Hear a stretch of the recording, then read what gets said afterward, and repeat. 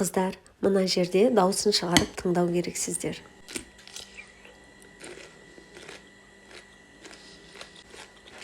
Қыздар, банканы ашқанда қиярыңыз тура осылай күртілдеп тұратындай керемет рецептпен бөлісетін болам, сақтап алыңыздар. Достарыңызға жіберуді ұмытпаңыздар. Көріп тұрғандарыңыздай алдымен банкаларымызға хрен жапырағы, хрен тамыры және сарымсақ, укроп және қара бұрыштарымызды салып шығамыз. Кейін ұсақ қиярларымызды жақсылап тығыздап саламыз. Кейін үстіне қайнаған суымызды құйып, крышкасын жауып 15 минут күтеміз. 15 минуттан кейін сол қазанға суымызды қайтып сүзіп құйып аламыз. Кейін сол әрбір банкаға бір қасықтан тұз бен қантты өлшеп салып шығамыз. Сиропымызды қайтып газге қайнағанша қоямыз. Кейін банкаларымыздың үстіне бір таблеткадан аспиринді салып, қайнаған сиропымызды қайтадан құйып шығамыз. Кейін менде 6% виноградный уксустан бір шай қасықтан құйып шықтым. Кейін крышкаларын жауып, осылайша банкаларымызды төңкеріп, жылы одеялдың астына орап қоямыз. 2-3 күннен кейін қайтадан тігінен қойсаңыздар жеткілікті. Жасап көріңіздер. Сіздермен болған бота